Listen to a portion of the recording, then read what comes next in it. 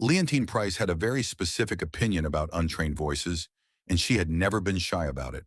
She'd said it in different ways across different decades, but the core of it stayed the same.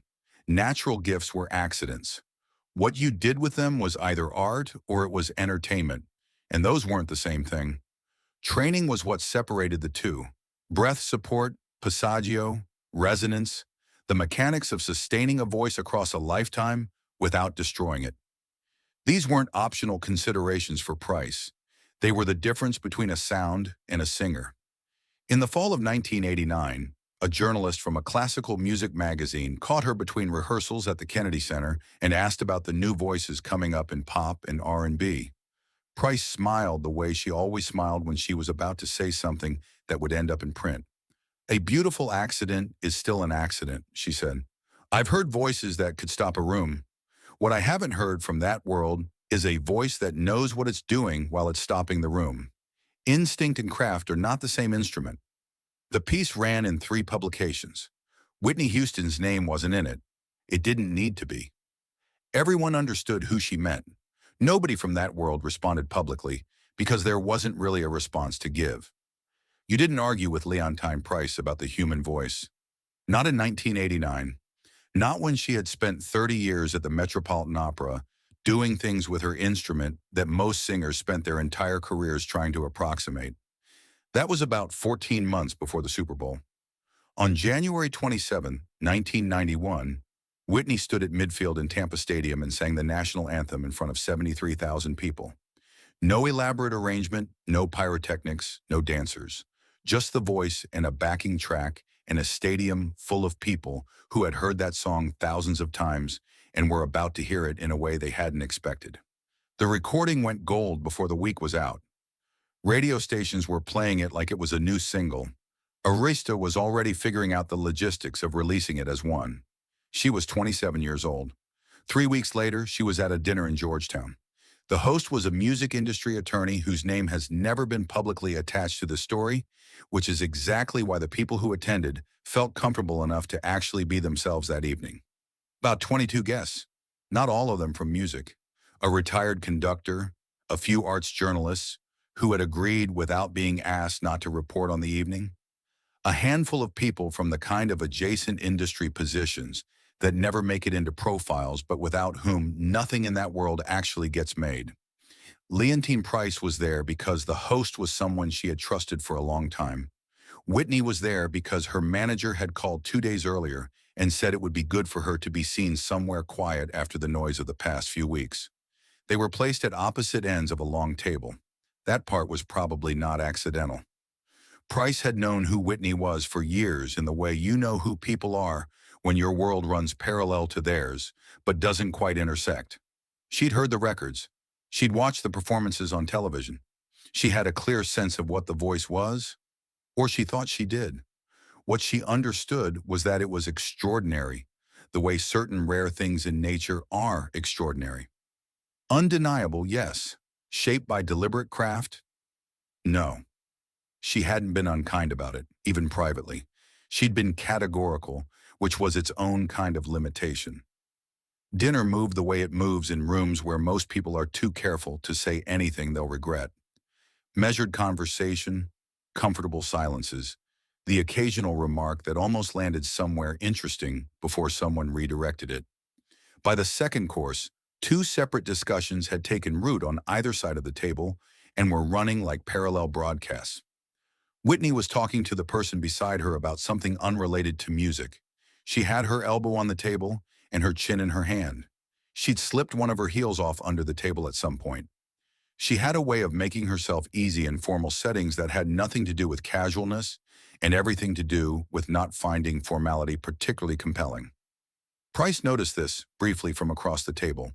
There was a piano in the corner of the room, an upright, nothing expensive, the kind of instrument that lives in the corner of a house with enough rooms that nobody has to make a decision about what to do with it.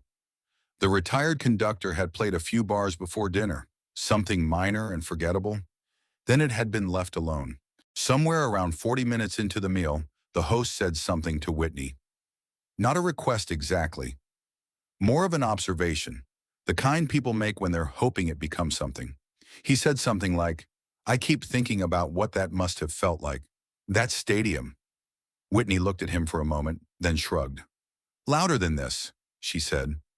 A few people near her end of the table laughed. Then he nodded toward the piano and said simply, "Would you ever?" There was no pause designed for effect. Whitney glanced at the instrument, looked back at the table, and stood up. She crossed the room without announcing herself, sat down at the bench, moved it back by an inch or two. She placed her hands flat on her knees and looked at the keys for a moment. Then she lifted her hands off and left them in her lap. She didn't need the piano.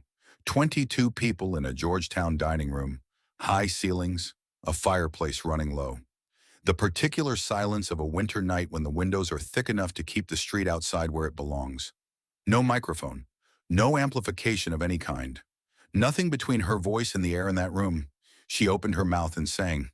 What she chose was "I Loves You, Porgy," the Gershwin standard, old and interior, not built for spectacle. Not the kind of song you choose when you want to show someone what you can do. The melody doesn't ask for runs or high drama. What it asks for is that whoever is carrying it puts something real inside it and doesn't flinch. Leontyne Price had sung that song many times. It sat inside her catalog in a way that most people in that room would have registered, even if they didn't consciously name it in the moment. Price set her fork down in the first 8 bars. It wasn't a sudden reaction. It was slower than that. More like a recalibration. Something was happening in the room acoustically that she was trying to place. The voice wasn't pushing against the space. It wasn't reaching for altitude or working to fill the room. It was simply there, the way large things are there, not by effort, but by fact. She had spent 5 decades understanding what a voice does to air, the physics of breath and resonance, the way sound moves through a room depending on the ceiling height and the number of people absorbing it. She knew this the way someone who builds things knows load-bearing structures. It becomes invisible after a while. What she was hearing from across the table didn't slot into her categories. The word she'd used, untrained, implied an absence, something missing. What she was hearing wasn't missing anything. It was organized differently than she would have organized it. The architecture was unfamiliar, but it was architecture. There were decisions being made inside that voice in real time that she couldn't trace to anything she recognized as formal technique, but which were producing results she associated with things she had spent her life acquiring deliberately. She put her hands flat on the table.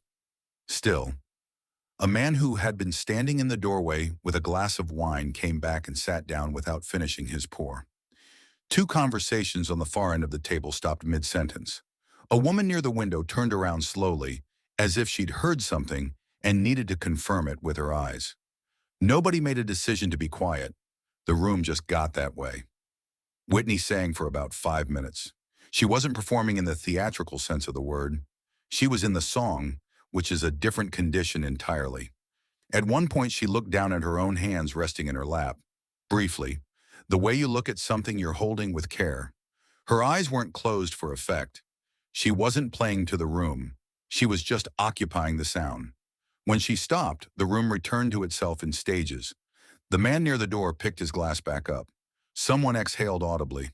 The 2 conversations that had cut off mid-sentence did not immediately restart.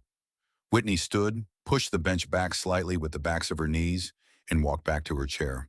She picked up her napkin, said something quiet to the person beside her, put her heel back on under the table. She did not look at Price. Price looked at her for a moment. Then she picked her fork back up and resumed her meal. She didn't address the room. She didn't say anything that was meant to be overheard. But she said something to the woman sitting next to her, a woman named Margaret who had spent 30 years in arts administration and who would repeat this privately to a small number of people before she died. Not because she thought it needed to be documented, but because she found she couldn't stop thinking about it. Price had leaned slightly toward her and said quietly, "Not for the table." "That is not what I thought it was." A pause. "I don't know what it is." Margaret said later that the expression on Price's face wasn't admiration in the conventional sense. It wasn't enjoyment. It was the face of someone quietly revising something they had been very certain of and not yet sure where it landed. Price mentioned the evening once, publicly, more than a decade later. It was 2003 at a masterclass at the Manhattan School of Music. A young soprano asked about Whitney Houston, somewhat carefully, expecting the standard answer about formal training and the long road of discipline. Price looked at the student for a moment without responding. Then she said, "In 1991, I attended a dinner in Washington. Whitney Houston sang without amplification in a private room for perhaps 20 people. No accompaniment, no arrangement, the voice in a room." She stopped. "I had said in print that untrained voices are nature's accidents. I believe that." She paused again. "What I heard that evening was not an accident. I have looked for a more precise word since then. I haven't found one."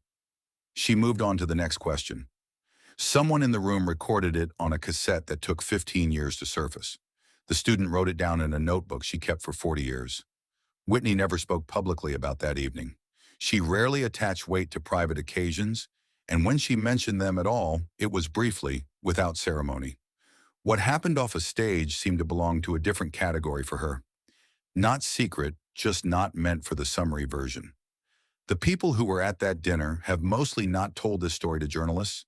They've told it to each other across the years. The way people tell something they witnessed that won't quite fit into words. You start to explain it, and you realize the part that mattered isn't transferable. A woman sat at a piano she didn't touch, sang in a room with no amplification, and someone who had built a career on understanding exactly what a voice was and wasn't discovered quietly, that her definition had a gap in it. 22 people watched it happen. Nobody agreed afterward on exactly how to describe it. What they agreed on was that they had been there, and that the woman had put her heel back on and gone back to her dinner like she'd stepped out for a moment. That last part. It's the part people seem to remember most. If you ever heard that voice stop you somewhere you didn't expect, a car, a waiting room, a place where you weren't ready for it, tell us where you were in the comments.